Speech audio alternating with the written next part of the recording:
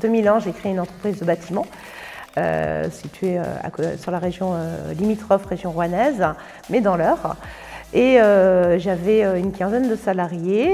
Mon mari est rapidement venu me rejoindre dans cette activité et je me suis un petit peu ennuyée. Donc en parallèle, en 2008, j'ai créé un réseau de vente directe dans les loisirs créatifs. Et en 2011, j'ai ouvert des maisons de vacances, pareil, en Normandie, dans un ancien corps de ferme, où j'utilise le numérique au quotidien.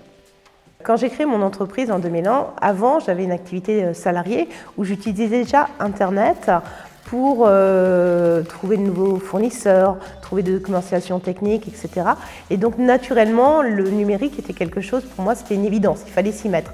Et la Chambre des métiers envoyait régulièrement un listing avec toutes les formations qu'elle proposait, dont une qui s'appelait « Créer son blog ». Et donc celle-là m'a tout de suite inspirée, donc je me suis inscrite. J'ai eu la chance de faire cette formation avec Emmanuel Dacosta et j'ai découvert quelqu'un qui aimait partager un petit peu ses connaissances, qui nous a montré vraiment plein d'astuces et tout de suite j'ai mis en pratique.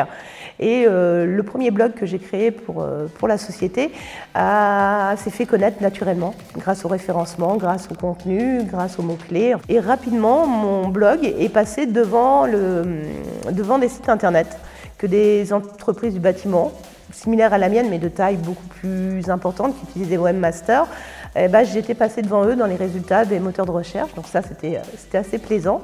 Et ça m'a permis de gagner en notoriété, de bien faire connaître l'entreprise, éventuellement de trouver des salariés, puisque bon, ça permet aussi ce genre de choses. Et quand j'ai décidé en 2008 de créer mon activité de vente directe, j'ai tout de suite créé un blog également pour partager.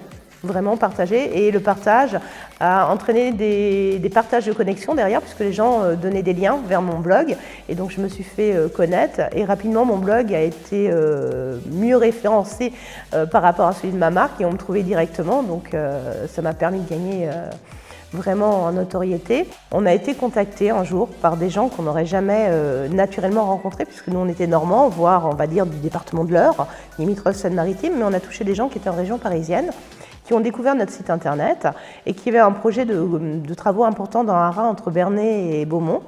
Et en voyant ce qu'on avait partagé, ce qu'on faisait, ça les a rassurés sur l'entreprise, ça leur a montré notre savoir-faire et donc ils nous ont fait confiance pour leurs travaux. C'était dans les années 2004-2005 et ça a représenté cette année-là la moitié de notre chiffre d'affaires que nous n'aurions pas réalisé si nous n'avions pas eu de site internet. Le numérique, je ne vais pas l'abandonner, ça c'est certain. Non, aujourd'hui, j'ai envie pour les années à venir de vraiment l'utiliser pour créer de la cohésion dans mon équipe. J'aimerais encore que plus de monde me connaisse, que ce soit aussi bien mes gîtes que mon activité de loisirs créatifs. Donc je vais développer mon image sur Pinterest et sur Instagram. Mais pour ça, maintenant, j'ai besoin de la Chambre des métiers, il faut qu'ils me proposent une formation.